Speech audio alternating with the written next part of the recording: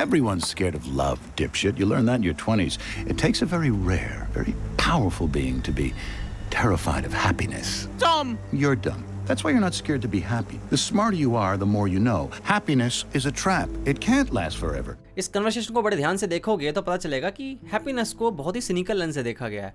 ये दिखाने की कोशिश की गई है कि हैप्पीनेस एक ट्रैप है, एक ऐसा ट्रैप जहां पर तुम्हें लालच दिया जाता है, आओ भाई बहुत मज़ा मिलेगा, बहुत खुशी मिलेगी। लेकिन जैसे तुम वहां पहुंचते हो पता चलता है ये तो भाई टेम्पररी था, थोड़ी देर के लिए तुम्हें खुशी दी गई, तुम्हें थोड़ी देर के लिए मजा दिया गया, लेकिन उसके बाद तुम्हें दिया गया दुख, दर्द, तकलीफ। और तुम्हें इस दुनिया में अगर मौत से भी ज्यादा किसी चीज से डरना चाहिए तो वो है हैप्पीनेस से। ठीक है, प्यार से तो भाई सारे लोग डरते हैं। 20s में तुम रियलाइज कर जाते हो कि प्यार जो है ठीक है भाई डरावनी चीज है, दुख मिलता है, हार्ट ब्रेक मिलता है, ये तो ऑलमोस्ट हम सब फील कर सकते हैं। लेकिन कोई हैप्पीनेस को उठा के कभी नहीं देखता कि ये जो हमें पट्टी पढ़ाई गई है कि चेस करो हैप्पीनेस, डोपामिन चेस करो, ये ले लो खुशी मिल जाएगी, वो ले लो खुशी मिल जाएगी, इस इंसान के साथ खुशी मिल जाएगी, या फिर हमें ये लगता है कि ये इंसान तो परमानेंट रहने वाला है मेरी ज़िंदगी में, या ये बिजनेस तो हमेशा मेरा चलता रहेगा, या ये चीज़ हमेशा परमानेंट रहने वाली है। ये सब कुछ एक झूठ है। कल को तुम्हें दुख होगा, एक दिन चक्कर लगेगा, जिस इंसान के साथ तुम जिंदगी बिता रहे हो उसको हॉस्पिटल में गुड बाय भी कहोगे एक दिन। जिस इंसान के साथ टेबल पे तुम डिनर कर रहे हो, कल को उस डिनर टेबल पे सब तुम अकेले रहोगे। जिस दिन ये एहसास हो गया और डीप लेवल पे तुम्हें अवेयरनेस आ गई कि हैप्पीनेस जो है ये एक ट्रैप है, उस दिन तुम पैरालाइज्ड हो जाओगे एक तरीके से। तुम अभी तक जो भाग रहे थे, तुम्हारे कदम इधर उधर फड़फड़ा रहे थे, तुम्हारे पंख, वो थोड़ी देर के लिए शांत होंगे और रुक के देखेंगे जिंदगी को, और देखेंगे अपनी चॉइसेस को और अपने डिजायर्स को, अपने ड्रीम्स को, जिनके पीछे तुम भाग रहे हो, या जो रिलेशनशिप्स तुम्हारे हैं लाइफ में, उन सबको जिसको तुम अपने बड़े दिल से प्यार से लगा के बैठे हो कि ये तो भाई बहुत प्यारी चीज़ है, ये नहीं जाने दूंगा। सब कुछ चला जाएगा तुम्हारे हाथ से और आखिर में तुम्हारे आंख में आंसू ही रह जाएगा, तुम्हें तकलीफ होगी। इस चीज़ का एहसास मैं बताता हूँ कि मुझे कैसे हुआ था। मैं बचपन में गाँव जाता था समर वेकेशन में नानी के घर पे, और नानी का घर मेरा बड़ा प्यारा था। मौसा, मौसी, मामा, नाना, नानी, क्या कमाल की जिंदगी। बारिश होती, समोसे आते थे, सब बैठ के टीवी देखते थे, हंसी ठहाके लगते थे रात के 10-11 बजे तक, आराम से डिनर करते थे साथ में, मार्केट घूमने जाता था मामा के साथ में। सब 1 महीने तक चलता था और उसके बाद एक दिन आता था जहाँ ट्रेन में मुझे वापस बैठना है और वापस घर आना है, और मैं पापा से बोलता कि हम यहाँ पे रह क्यों नहीं सकते, क्यों मुझे वहीं पढ़ना है और क्यों यहाँ नहीं पढ़ सकता, मैं यहाँ नहीं रह सकता, ये सब कुछ परमानेंट क्यों नहीं रह सकता, ये खुशी जो मुझे मिली 1 महीने तक क्यों ये मुझे ज़िंदगी भर नहीं मिल सकती।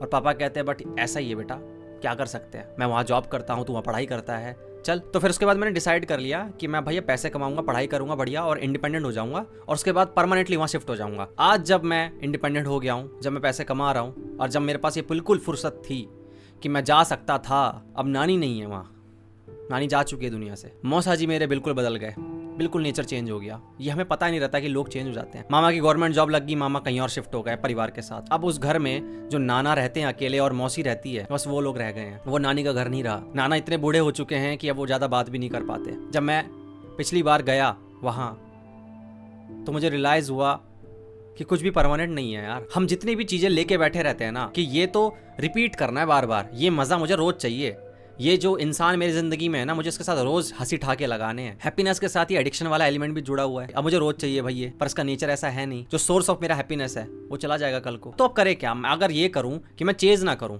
मुझे अगर पता चल गया ठीक है भाई आप नहीं मुझे चेज करना, हैप्पीनेस एक ट्रैप है, तो क्या मैं जिंदगी को ना कहना शुरू कर दूं कि मैं रिलेशनशिप में नहीं आ रहा।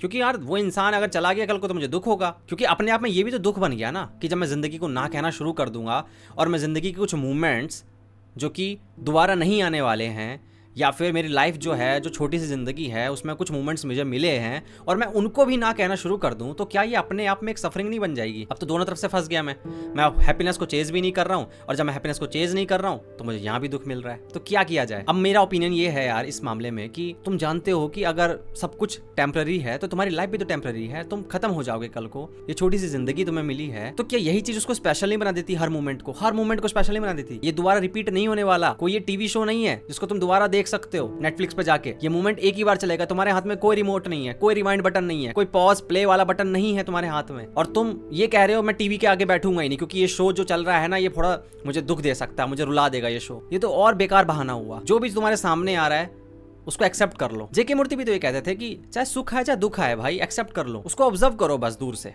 जज मत करो। जज करने बैठोगे तब फंसोगे तुम उस ट्रैप के अंदर। अब जिंदगी में दुख आएगा तो दुख से भागना नहीं है, दुख को एक्सेप्ट करना है। दुख से भागोगे तो और दुख होगा। ये क्या मतलब हुआ कि जिंदगी की होली खेलनी है पर मुझे 1-2 रंग ही चाहिए, ये खुशी वाला दे दो अंकल रंग, और अंकल ये मजे वाला रंग दे दो बस, और बाकी रंग जो है वो बेकार है। नहीं, सारे रंग से होली खेलो भाई, जितने भी रंग जिंदगी फेंक रही है तुम पे। हैप्पीनेस एक ट्रैप हो सकता है, कोई दिक्कत नहीं है, बट अगर मुझे पता है कि ये सब कुछ जो मेरे आगे चल रहा है, ये ड्रामा जो मेरे आगे चल रहा है, ये प्ले जो मेरे सामने चल रहा है मेरी आंखों के आगे, ये एक दिन खत्म हो जाएगा, ये टेम्पररी है, तो क्यों ना मैं इस ड्रामा के अंदर, प्ले के अंदर खुद को बिल्कुल डुबो दूं और इसमें झूमने लगूं कि कल को ये खत्म होने वाला है भैया, मजे ले लेते हैं, टाइम थोड़ा कम है हमारे पास।